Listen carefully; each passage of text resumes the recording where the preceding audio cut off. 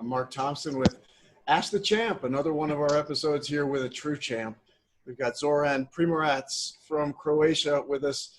As everyone probably knows, Zoran has had an unbelievable table tennis career, 7-time Olympian, one of the few players in table tennis history who's been to the Olympics in all 7 events for the Summer Olympics. I think there's only 2 other persons who have done that.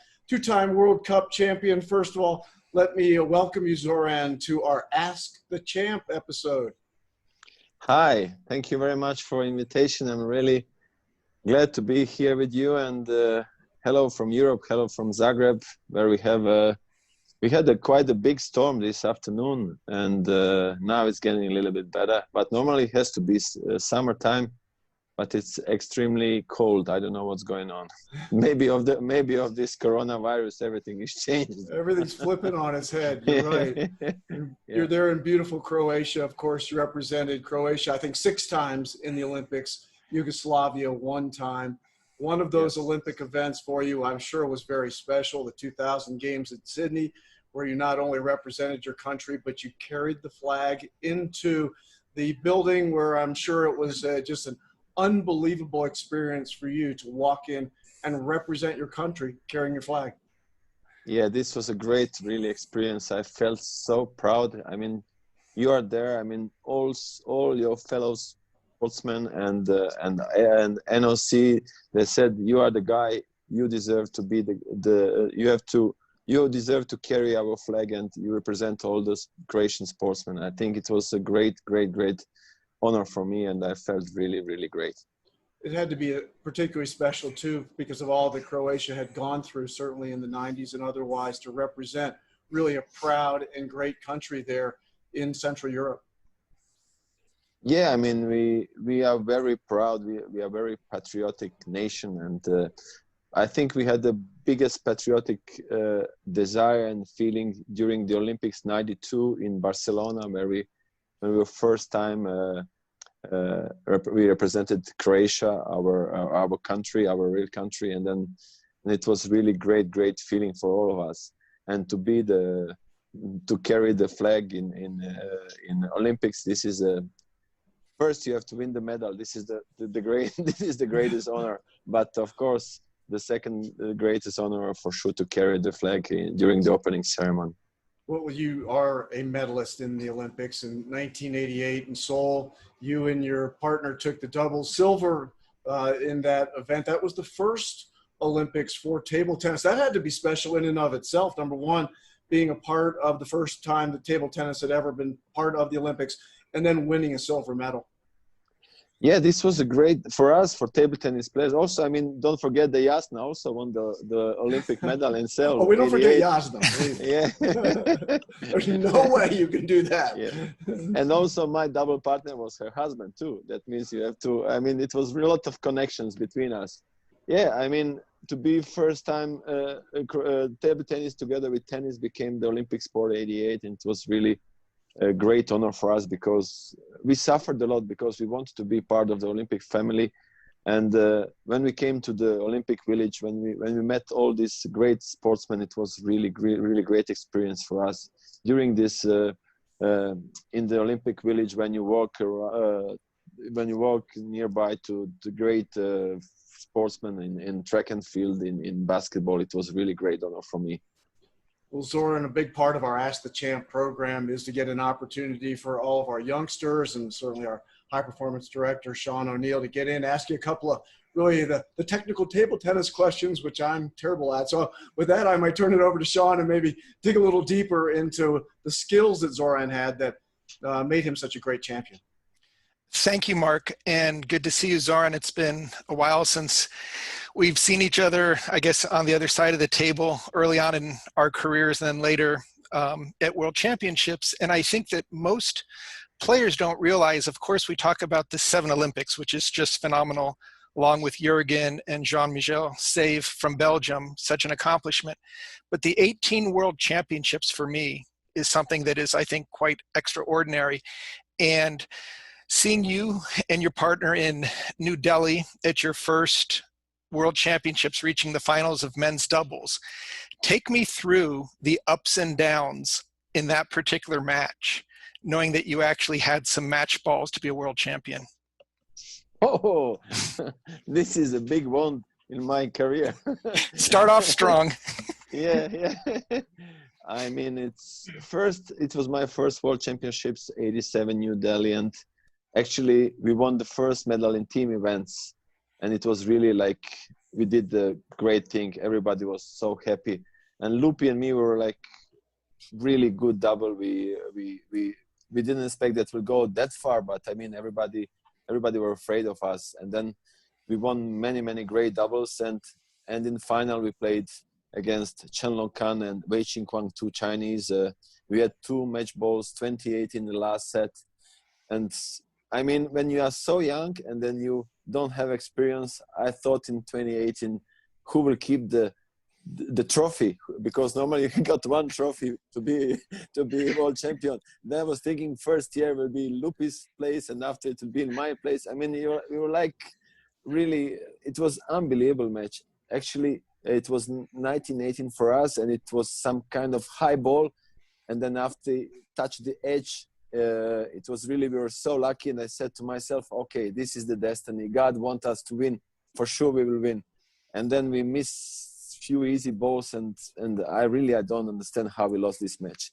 And I felt really hard. Actually, people, they told me, guys, you are your first World Championships, you won 2 medals. You almost win the finals in doubles, but I was so sad during the presentation, during the ceremony, that I felt so bad despite I won 2 medals. So coming home from that tournament, obviously with 2 medals, family, friends, clubs, they're excited. How did you use that disappointment? And did you turn it into motivation? Did you have to take some time off? How did you handle that? But actually, I mean, when you are young, I was very young. I was like 18 years old. I don't know if I was 18. I was almost 17, 18. I don't remember. And then when I came back home, everybody was so glad and everybody was so happy with results. And I forgot quite fast this disappointment, because the tournaments go on, and then we had a new chance in Olympics. And I said to myself and to Lupi, come on, guys, we have to do something. We have to do something in Olympics. And actually, it was destiny that we played against same double in the finals of Olympics. And then we won the first set. But I have a feeling in this match they were better. We were better in the match in 87 in finals of Olympics, but they were a little bit better in Olympics 88 in finals. And that means we lost 2 big matches against this great Chinese double, Chinese pair. But I have no regrets, because we gave our maximum. And I mean, to win Olympic medal for your first attempt, to have a silver medal playing the finals of Olympics, I think it's a great achievement. No, obviously super achievement. And along with Jasna, with her bronze medal with her partner, I think that must have been a fun bus ride back to the village, knowing that Team Yugoslavia was considered the biggest opponents of China. Okay, Koreans, they won also a few medals, and also in the singles, Yunam Kyu was a champion. I think the Koreans, they played the finals. I mean, Koreans and Yugoslavians that time, we were the one who took a lot of medals from Chinese, sure. Mm-hmm. So one event that we've had in the US, and it's been kind of interesting, it's the US Open. And a number of players have used the US Open to kind of springboard their career by winning the singles event. We had Michael Appelgren do it in 1980. We had from France, Jean-Philippe Gassien. We had Jean-Michel Save, and we also had yourself. Can you think back to what it was like in 91? And I think it was in Midland, Michigan. Yes, you came and took the title. Can you take some of our players back to what it was like to win a US Open title in men's singles? I have to admit that you have a best fans in the world, because I mean, you have such a passion for the table tennis, and I really enjoy to play in United States. And I can tell you, I always play good in United States, because you have big passion. All the supporters, fans, they really love the sport. And then I remember I played against Carl Prin in semifinal, and then in final I played against Yunam Q, who was the current Olympic champion. And I think I can tell you this was one of the best matches of my career, and I was like on the wave of the US fans, because they really supported me so much. They give me push, and then I was playing like unbelievable, and this atmosphere, and you like your interaction between the players, your screaming between the points. I mean, this give you really like extra power to give your best. I mean, because you make the show. I mean, United States, you really enjoy to make the show, and I felt that I was a part of the great show. Yeah, I can remember in 1991 in that Midland, I was doing some of the commentary with Danny, similar. And when you were playing in the finals against UNAMQ, literally the stage was just shaking up and down because the fans were, I think maybe they were singing out "We Will Rock You" in between the games or something. But I've never seen a US Open where you had two great players with the Olympic defending champion UNAM and yourself, and the points were amazing. And it was just like, I don't know if we've ever kind of bottled that since, but clearly you also then came to the Gilbert Cup in California and played in kind of a different type. I have a good memory. Okay. So, so that was a little bit different, but you had great success there as well. If I can remember, you got to pop the champagne on top of the table even. Yeah. I mean, we played the Gilbert Cup. I think I won twice Gilbert Cup. One we played in Beverly Hilton, and second one we played in UCLA. And the first one was great because we played in this hall where you have the Golden Globe Awards, in Beverly Hilton, and the hall was really amazing, and we have like really nice stage and there were some famous actors, I don't remember them, but it was really like glamorous, and I played so well. I think I beat Kim Tak-so in the final, and it was also a great match. But as I said before, you can make the show, guys. And really, I mean, in table tennis, we miss you a lot, because in table tennis, sometimes we are too much technical sport, like based on real performance, but we are missing a little bit of show. And you guys, you are the expert. I have to admit that. Well, we definitely like when the sportsman can put on a show. And I mean, you clearly, with your style of play, kind of all-round attacking, big smile, especially after the long rallies, giving your opponent credit when they make a great shot. I think that your presence is also what makes it that much more lively. So I know that you have lots of fans. I can think of when you played against the Chopper at the US Open, Shiona from Japan, how again people just love watching you battle out there, and no matter what you're doing, it seems like you have a huge US fan base. Yeah, I remember I saw you commentating in the corner, because I remember your face, and then it was really, I was already quite old, and I came just for fun, but I had the feeling that this positive energy from the media, from the public, really gave me extra power, and really I played very good, because Shiona Masato, I think he won 2 tournaments in a row or something, like Japan Open and I don't know, maybe Czech Open, I don't remember well, but he was like the hottest player on the tour. And then my friends, they told me, Zoran, but you are very good against defense. You can beat this guy. And actually, I heard a lot of guys that made money on me because they were betting on me. Even I was underdog, but they had big respect for my skills against defense. And they were like, okay, Zoran, thank you for making me money. Yeah, exactly. I mean, it's interesting that you mentioned defense. And I know watching you play kind of as a competitor from another country, it was always obvious that you didn't do what I would consider the brain dead way of playing a chopper, of just blasting the ball as hard as you can every time and hope that you scare them or hit it past them when they're up at the table. You did a lot more mixing, changing the spin, changing the tempo. Which defensive players during your time would you consider the toughest? And I'm going to give you some names which might bring up some memories, from Lee Gung-sang from North Korea to Matsushita, Ding Song, Chopper Wong Hao, Ju Se-yuk or Chen Wei-shing? Which of those, when you played, would you say, boy, they actually had an extra something, whether it's better attack or change of spin on their defensive play?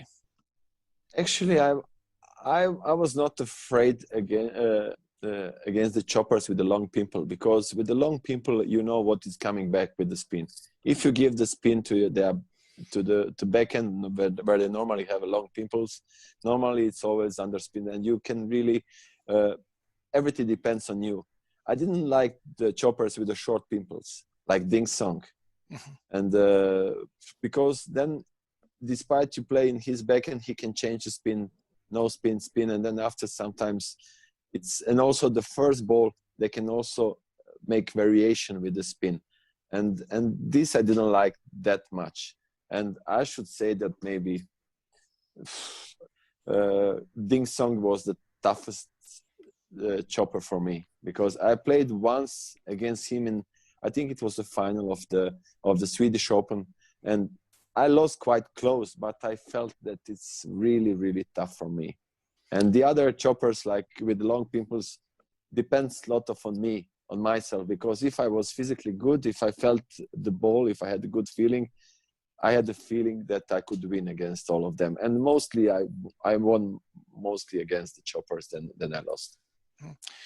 Excellent, excellent. I'm going to ask some quick questions where I'm going to just ask you, which player would you rather face?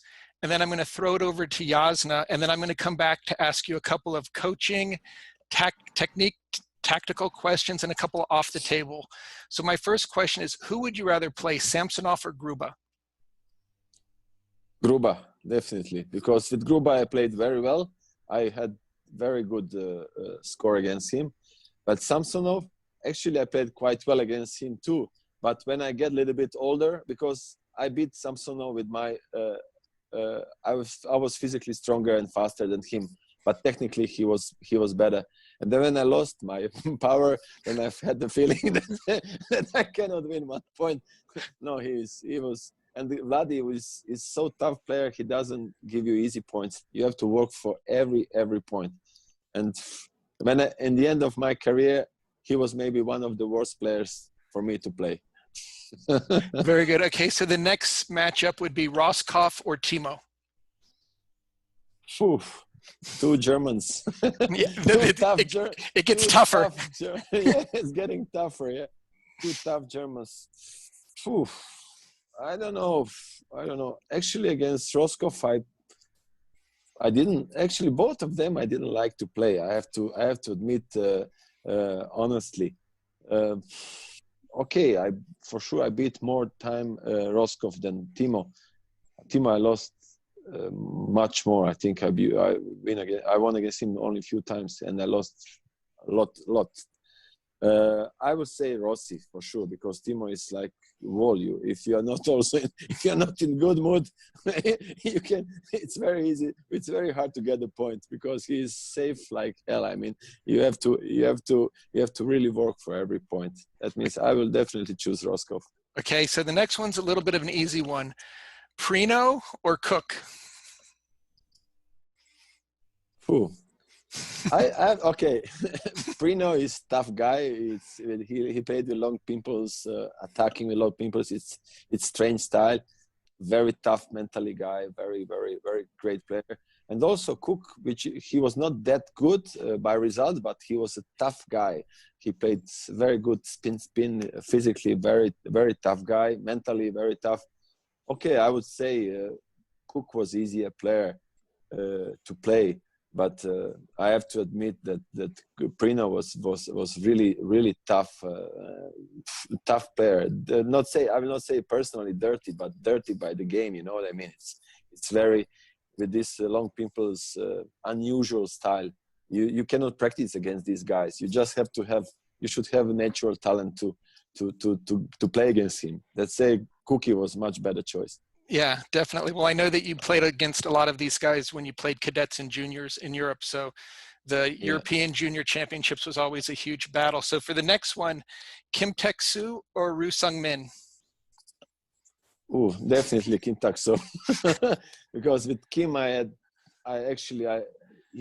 I played very well against him. I had good. My game was very good for him. I played backhand spin against his backhand. I was very patient and I didn't play so much open game with him. With Ryu, he was a similar player but more faster, more tougher. His topspins he was more aggressive. He was even faster. I mean, Kim was great player. Kim was one of the best players what Korea ever had. But I should take Kim Tak-soo for sure, because I won much more time against him, and Ryu was a really tough guy. Okay, And so, I mean, he was Olympic champion. He was really tough guy. okay, so last two matchups from yesteryear, Jiang Zheliang or Liu Guoliang? Zhang Zheliang, I played him once and I won against him. Liu Guoliang, I played him maybe, I don't know, I won maybe 40, I lost 60%, let's say. I would say that Liu Guoliang, okay, Zhang Zheliang, it was, I mean, when I came, he was already, I mean, okay, he was on his peak, but I didn't play that much against him. And when I was on the top, then Liu was there, and he was also tough player, very smart, very good service, very good tactic, and but I like to play the pimples, penholder pimples. I would choose Liu Guoliang. Okay. I would take Liu Guoliang. So the last matchup should be obvious: Jo or Jürgen. Of course, I mean, they're one. I mean, both of them. They are one of the greatest of all time. And then I would say that of course Jürgen was easier to play, but with Wallner was like always pleasure. I mean, you have a feeling that you play against a legend. Maybe you have a feeling that you play against maybe the greatest of all time, and this gave you some extra feeling. When you beat Wallner, you said, wow, I beat Federer, you know what I mean? I beat Michael Jordan, I beat Tiger Woods. I have to accept that Jürgen was also a great player, but he was unlucky to live in the same time with Wallner, and especially he came from the same country. Imagine if Jürgen was US player, or I don't know, anywhere anywhere else, they will consider him as a king, as a I don't know, Muhammad Ali. But I mean, both of them, they were great players, and of course it was less easier to play against Jürgen. Super. Well, I know that Jasna has a couple questions that deal with things that we have a number of our junior players on the team. So she's going to take it away now, and then I'll come back for some more. So Zoki, if you can maybe tell American kids more about when you grew up, what made you so good, what kind of coaches you had opportunity to work with, what kind of sparring partners, and what made you actually to not be afraid of playing choppers and different types? I mean, first, what I had incredible desire for practice, and this what makes the difference from me and from the other guys. And I was lucky in the beginning that I had very good coaches. I don't know, people maybe they heard from Mario Amicic. He was coach of Roscoff and Samsonov in Borussia Düsseldorf in Germany. And the first coach was his father, and after he took over. And I was lucky to have a very good first coaches. And as I said, the most important when I was young, it was to listen to coaches, because they are like my father and mother in sport, and this willingness to practice, willingness to learn, willingness to give everything for the sport. This was, I think, my biggest quality, and also what I used when I was young, that no matter with who I practice, even if it was a good player or bad player, I always wanted to learn from every practice.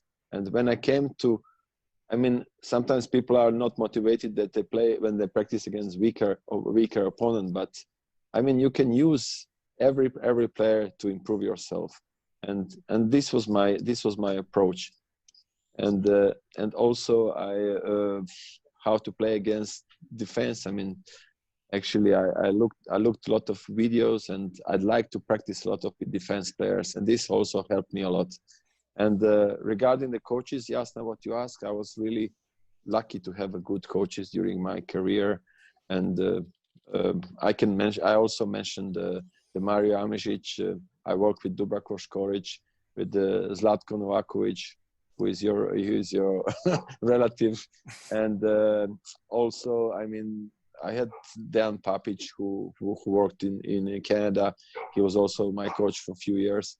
And I don't know if I forgot someone, but the most important thing is to have a good coaches, believe in yourself, and as I said, you have to love the sport, because this is the key of success.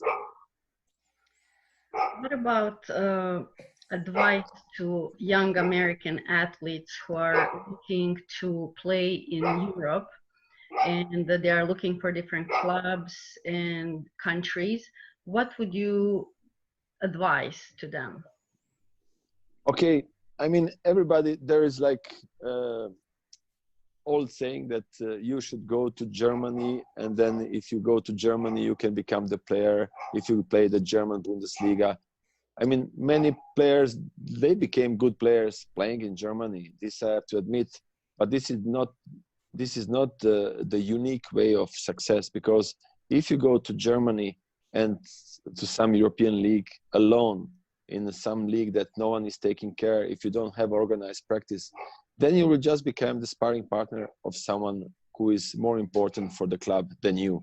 And I see many European players, and also players outside from Europe, that they came to Europe, they thought, wow, I will become the good player, but they were just sparring partners and filling up the holes when they didn't have enough sparring partners for the top guys. As I would recommend the young US athletes to, if they want to go to Europe, no problem, but you should think where you go.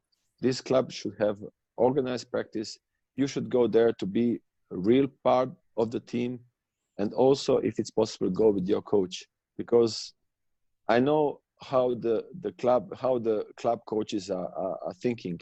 They are thinking just to make results for their club, and they are using everyone to win the titles because they are paid for that. They don't have time to take care about young American guy who is there just to improve, because they don't have time to spend with them, because they have to win the title. They will use him to win the title. And then, as I said, try to, if you want to go to Europe to play, practice has to be organized. You should have a good position in the club, not to be just sparring partner. And if it's possible, go with your coach. Then you can improve together. And then also it will be transfer of knowledge to you and also to your coach, because then after you don't depend so much. But what is important, to have good matches, and that's the reason why the Bundesliga or European leagues are good, because you have constantly a lot of good matches, and then like this you improve. And now tell us, who is your favorite doubles partner of all time? This is easy question. Of course, Lupi is my favorite double partner of all time. I mean, Ilya Lupulescu, he was one of the greatest double player of all time. And I have to admit, despite I was a better single player, I learned a lot from him. When I came to the Yugoslavian national team, he teach me a lot how to play the doubles, and this I used to play the singles. And definitely answer, Lupi is the best double partner ever. And now I have to say, I played against Samsonov, and I won. I was second in the world championships and bronze medalist in world championship with Samsonov. He is a great player, and he is a great double partner. I played with the same. I think we won silver in the European championships, but Lupi is by far my favorite. So Lupi, what do you say about this? Was he better? Was he better in the singles? Hi, how are you? Oh, Are you, Lupi! are you ready for after 3 months to play a little bit? Hey, Lupi, how are you? Good. Nice to You? see you. You're in top shape. Look you. You're in top shape, huh? Huh? Good. You've been working out. I can see during the COVID time. Every Huh? day, every day, yeah. I'm doing classes with Killer Spin every day. We are doing online classes. Online class. Can you teach me something? Do you have some new new things? You know, not like professional, just for basic people. For people. Just for and you know. Lupi, nice to see you. Really, I miss you, man. Yeah. How are you, man? How are you? Very good. Life is not bad. I mean, this Corona thing, it's not good for health, but at least it's good that I stayed at home and I stayed with my family. I didn't travel at all. This is perfect. I could do the things. I recognize my family again. I'm more with my kids and with my wife. It's really good. I have to admit that. After what? More than 20 years, huh? Yeah, they're not used to have me on the board. You know what I mean? I'm too much at home. My wife told me, "Come on, Zoran, when you are traveling again." Me And too, you, man. where are you now? You are in Chicago now. Yeah, I'm in Chicago, but it's way to go on vacation. It'll be to ride motorcycle. I don't know. But when you are going back to Serbia? I don't know. Maybe like the end of this month. Great, Just Lupi. like, for a few months, you know. Hey, Lupi, so nice to see you. Hey. What? You start to play. I stopped to play. No fun anymore. Unfortunately, I don't play. I don't have you here. If you are there, I for sure will practice. But I lost motivation. Where are you now? Still in Russia coaching or what? Yeah. I'm coaching in Russia. Unfortunately, we went to semi-final of Champions League, and they canceled it, and now it's over. Oh, I see a lot of familiar friends now. Yeah. Familiar faces. Hey, Zoran. Hey, man, how are you? Life is good. Life is good. So nice Wow, to see nice you to guys. see you. Hey. I would love to see you guys on the table again in a veteran world championship. Yeah, I mean, it's a good idea. Maybe we could play doubles together. Huh, Lupi? What do you say? Yeah, after a long time, man. I have to tell you guys a story. In 1987, I was 13-year-old in New Delhi, and the whole stadium was cheering for two guys who were playing against Chinese, and I was one of them. Thank you. And I was 13, and I'm so glad that I get to know you both now. And I'm really honored. So what's your memory from India except the silver medal? Phew, nice memories. I remember we went to Taj Mahal. This was a nice experience. I remember I saw a lot of monkeys on the street, but real monkeys. Actually, I was in India in January this year. I was in New Delhi, and then I could tell you India improved a lot. I mean, it's much different than before. And I was with my wife. She went to Taj Mahal, and she was amazed. And city is really good. It's really nice. We went to one Indian wedding, and it was unbelievable. This was the nicest wedding I ever saw in my life. Did you dance on the street? It was big hall, but I never saw so many nice real flowers. So many food was the best ever. I mean, food was amazing. Unbelievable. I was really impressed. Yeah, And, but spice, I think. Too much spice. too much spicy. No, it was okay. It was okay. It was. I liked it so much. And but Lupi, I have one idea. Maybe we should play veterans world championships. At least we have chance to become the world champions. You know what I mean? I never watch the final. Maybe once or twice. I watched when we started running. Like, I think if we didn't run or talk about what we're gonna do, I think we should win that world championship. That was a big mistake.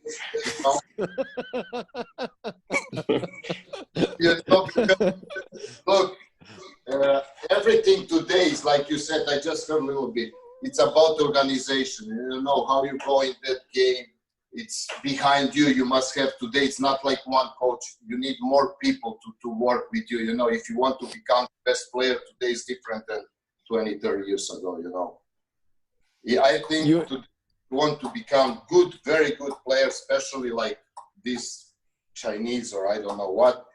You need like bunch of people around you to work with you if you want to be in the best 10 in the world, because it's very hard today, you know. Yeah, because you have to compete against Chinese. They have all these teams behind them. I remember when I won the China Open, and then I played, I think, Wan Lichin the first or second round, and I beat him. And the transfer of knowledge between the Chinese, they always said, because when one Chinese find the system how to play against you, all the Chinese will play the same. You know, remember, Lupi, they are so smart. They are sharing the information. I remember when I asked the Swedish guys, the German guys, how you play against these guys. Oh, sir, I don't know. I did Timo, I don't know, and Vladi.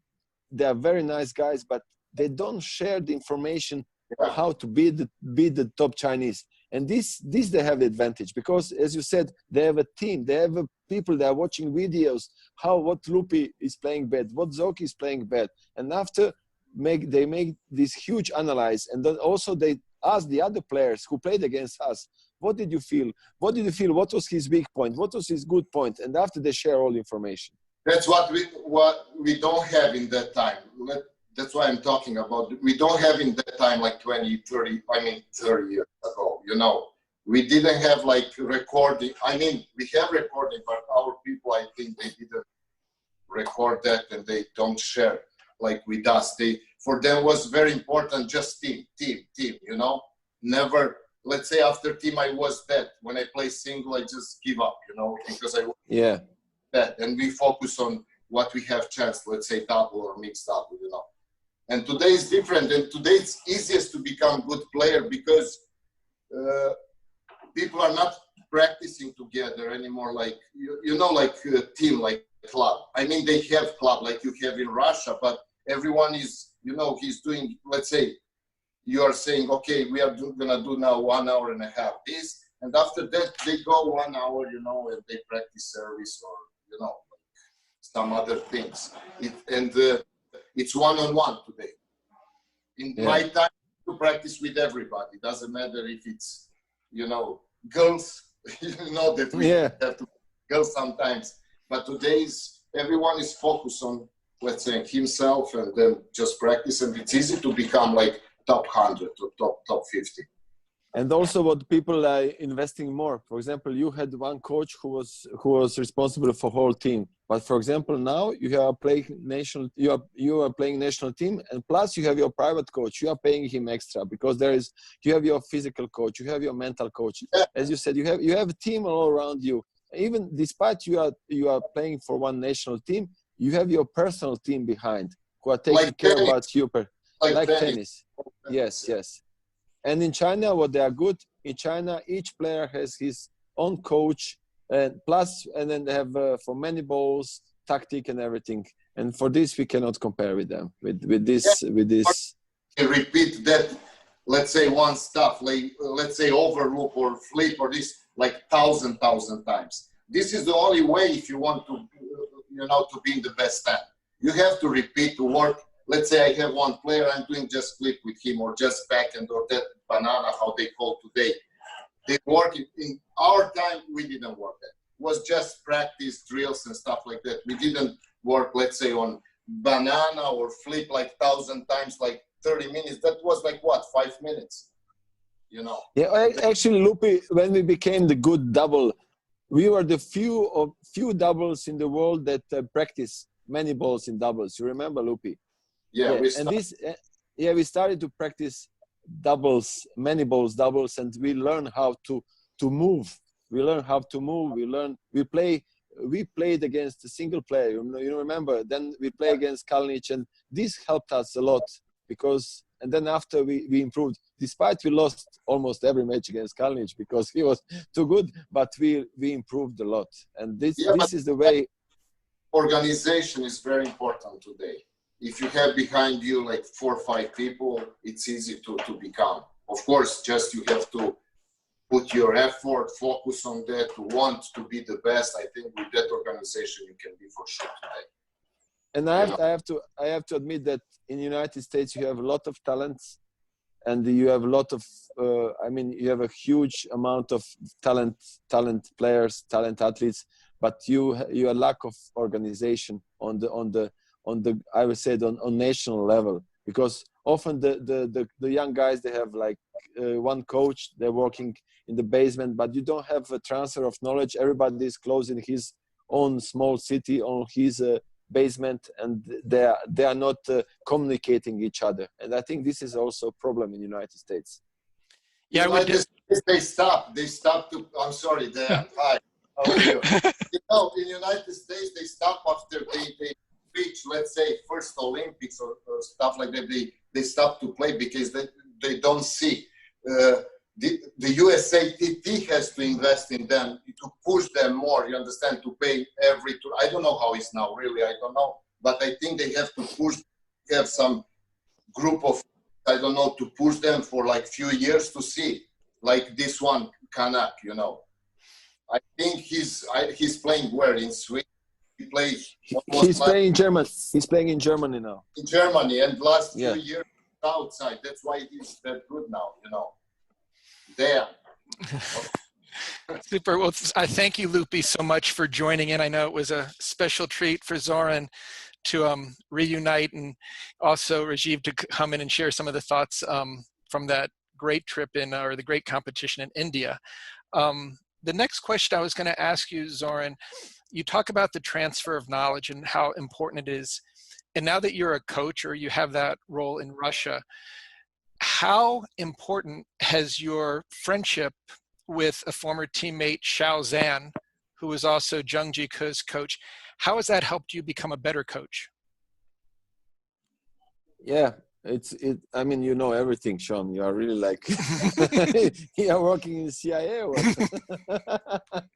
No, I mean, actually, Xiao Zhan helped me during my career, because he was a good friend of mine, and he gave me a lot of good advice regarding my tactic when I was playing especially when I played in Olympics 2008 in Beijing.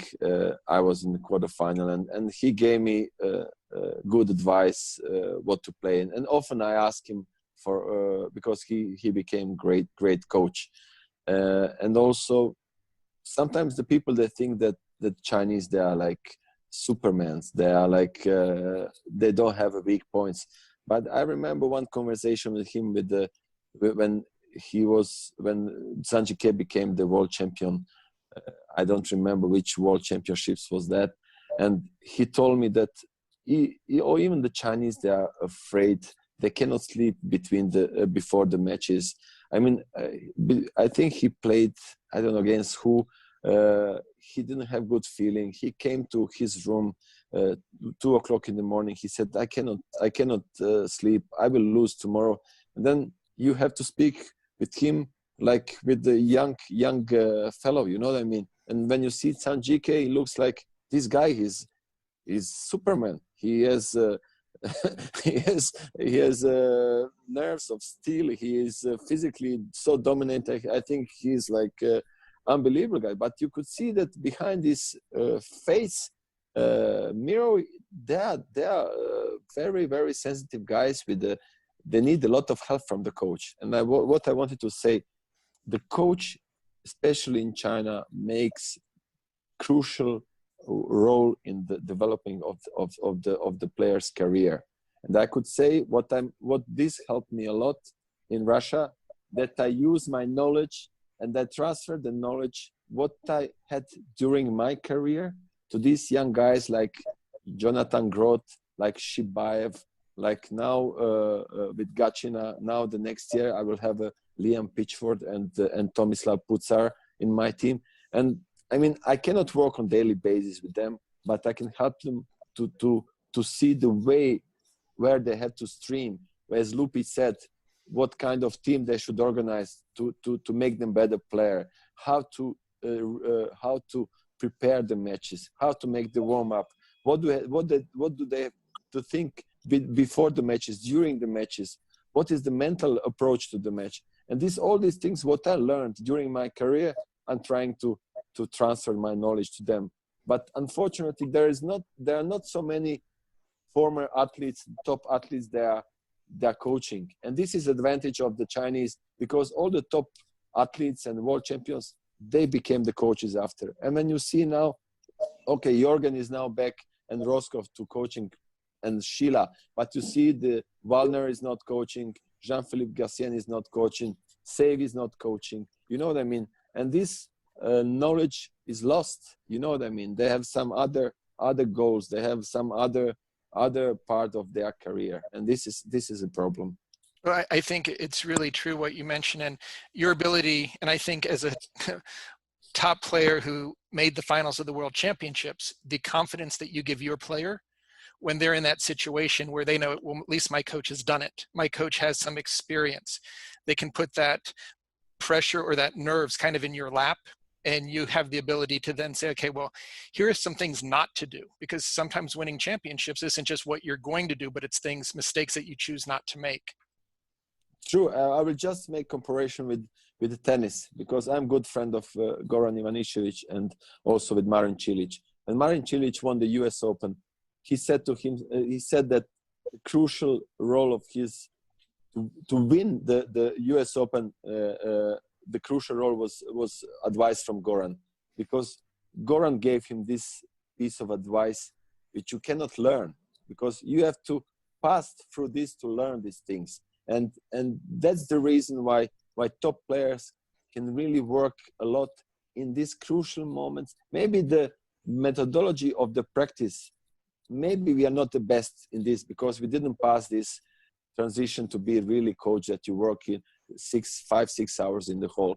But when you come to these crucial moments, when you have to win the title, when you are playing semi-final, when you have to guide the player through the tournament, all these things. But as you said before, very good what you said, Sean, that you avoid to make mistakes, because often when you are under stress, you are making mistakes, and then the coach who has experience, he will help you to avoid these mistakes and to do the right thing. No, I think that's really true. And I don't know if a number of your US fans realize that you have a master's from university.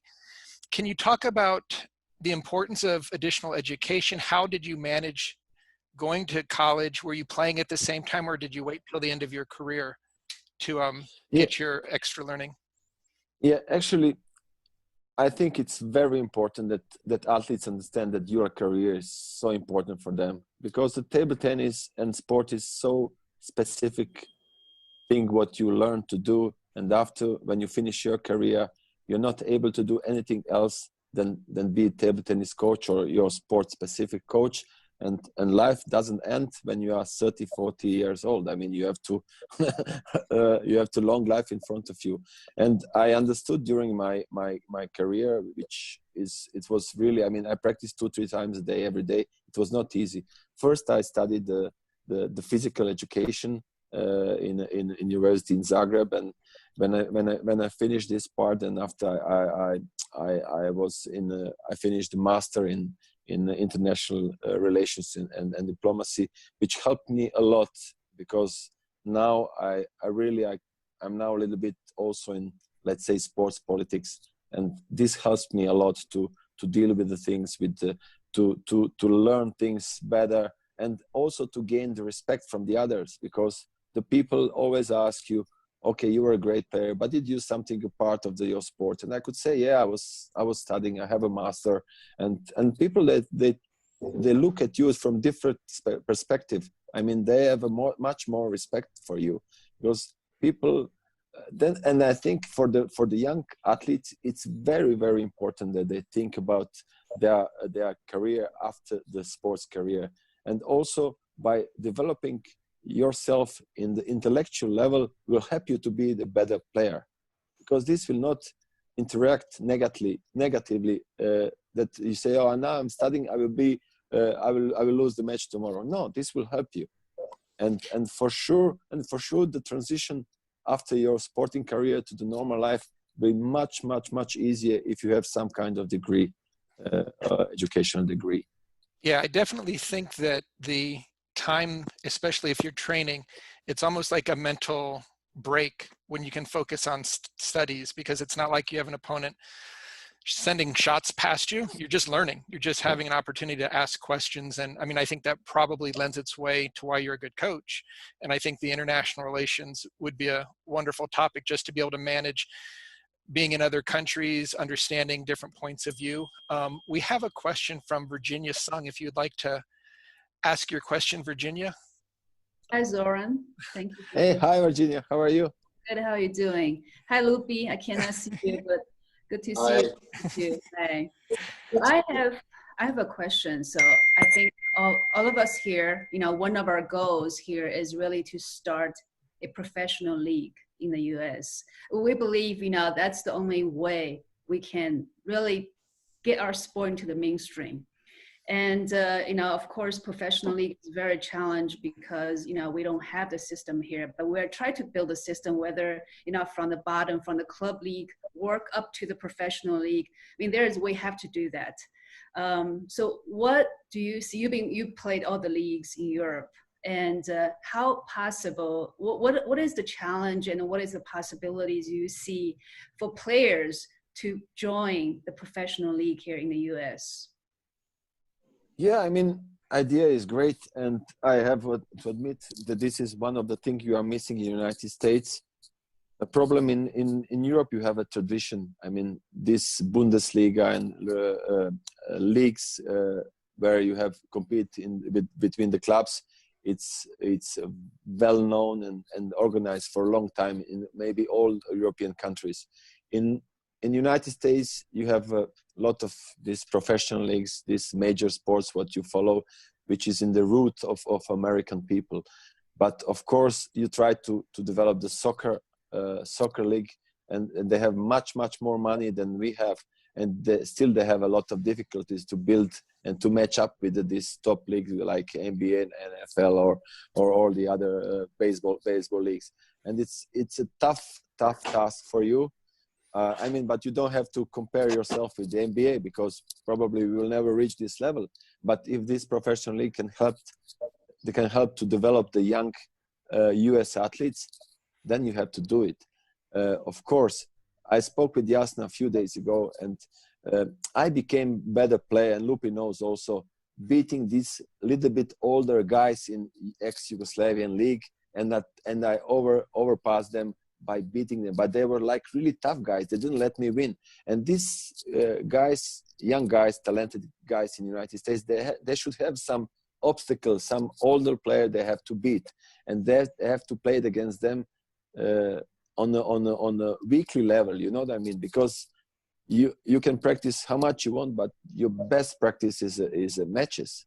And it's not enough that they travel all over the world to play, because United States it's far away from Europe and Asia, where we have the majority of the tournaments. Then the some US athletes, they come there and they lose first round, they lose 2 weeks of practice, and they need the permanent stress. They need the permanent matches at home, because I know how the German players became better, because the German players, they were playing in Bundesliga, they had the fixed spot in the top leagues, and then they invited the best European players to play against them, because they were able to pay them. And then after, these young guys, they had the opportunity to play against best Chinese, against best European players, and to gain experience.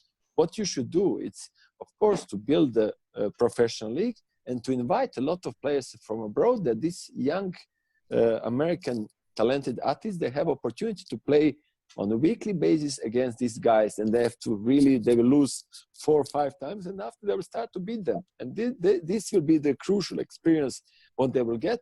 And after they can transmit this experience to the international level with international pro tours, and after to the world championships and Olympics, which is the goal of every athlete to become one day Olympic or world champion. I think idea is good. You will need a lot of financial support, a lot of organizational skills, and also, as I said, you should invite.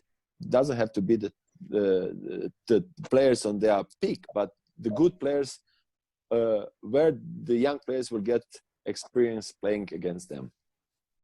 Yes, thank you. I will agree. You know, we have to build a platform that attract all the players, international players to our country. I mean, we are a great nation here. We are capable of, building something, this league that, attracts good players, and then the entertainment value. I mean, I think USA is probably the only country that can build sport into entertainment value. So definitely a lot of, support from athletes, from clubs, and we need a lot of financial support as well. Yeah.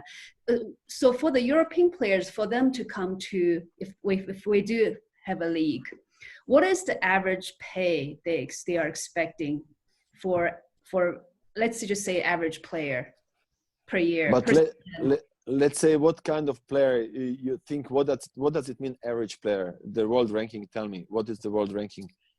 Just say if for one team, let's say a team has 4 players, what is the average pay on the team? For somebody, let's say, ranked 50th in the world. Right. Okay, let's count that I don't know what will be the tax issue, how much what is the brutto netto in the United States, how much you have to pay tax, because in the end, the athletes, they only count the netto, how much they will have in their pocket, that they don't care so much how much they will pay the tax. Actually, let's say the athletes, if you want to have 4 players, let's say that it will be around 100 grand per player, let's say, because I don't know how much you will pay if you give him the free accommodation, trips. I don't know, there are some extra costs. But in Europe, they earn around, okay, I don't say about T-Mobile, Ovcharov, Samsonov, they earn much more. But average, let's say like $100,000 US. That's pretty reasonable in our sports market, compared to other professional players. But that's definitely a direction we want to really to go after. And then hopefully when we have the league, we will invite you and the other great players here to join us. Yeah, I mean, you don't have to bring the T-Mobile and Ovcharov and Samsung to your league, because, okay, maybe if you will gain some publicity, but if you're looking to the young American athletes, you need to really try to get the good average players, let's say from 60 to even to 200 in the world, and then give them some opportunity to play there. And this is the way how the young American players will improve. And after, when the league became big, more professional, after you can invite the big stars, and after you can make really show from this league. But to have a big show, first you need American stars. And what is the main problem? You need to build American stars, because America, I know, if you don't have a top players in one sport, the people and sponsors are not interested in that. I mean, this is your main goal: build American stars. Build, because also ITTF we want. I mean, in ITTF we want America to be big in table tennis, because I mean, imagine how much we are handicapped that we don't have maybe the strongest sporting and financial nation in the world not involved at all in table tennis. No, I will not say at all, but it's not comparing to the Europe, to China and Japan. You cannot compare. That means we need you. I mean, we need you. You need us, and we need you. And let's work together and try to build something big in the United States. and everybody will benefit. United States and ITTF as a sporting global. Yes, absolutely. Yes. Thank you. Yeah, good luck with that. Well, thank you, Virginia. Jasna, did you have any final questions before we thank Zoran for his generosity and his time today? It's already 10 p.m. his time, so. I look sleepy a little bit, yeah? But thank you so much. This was a great opportunity for American athletes, coaches, to hear a little bit about you as a player, you as a person. It was very entertaining to learn how you think as a player and also how you help as a coach. And also, hopefully one day we have a team here that you can coach here in US, or maybe even a US national team in the future. You don't know. But you never know. You never know. You never know. Life is unpredictable. Thank you so much, and I'll let Sean and Mark to close. Super. Well, thank you, Jasna, for making the invitation. We will have one of Zoran's teammates, Jean-Michel Save, coming up next week, which should be an additional treat. I won't have as much good intel like I do on Zoran since I played him a couple times during my generation. But Mark, if you'd like to finish off, once again, thank you, Zoki, so much. Thank you, Sean, and thank you, Zoran, for your time and for coming on and displaying what a great champion you are. And I know that you're still in the sport in very many capacities, and I hope to have the opportunity to work with you going forward. You know, you've got a bunch of friends in the United States of America, so you're always welcome over here in some way, shape, or form. Jasna, thank you very much for your efforts in putting this all together. I do want to thank Ilya as well for coming on. I know that that was a bit of a surprise for Zoran, but a good surprise, I suppose. And Virginia, thank you again for all that you're doing in putting this series together. Zoran Primorac, thank you very much for your time today on our Ask a Champ. Thank you very much for your invitation. It was really a pleasure for me, and I wish you that you achieve your goals, achieve your dreams, because I started to my dream in a small city in Zadar in Croatia, which was a basketball city, and became the great table tennis player. Everything is possible. Guys, you have my support, and thank you very much for your invitation, and stay strong. Thanks so much. Thank Bye-bye. you. Thank you. Thank you.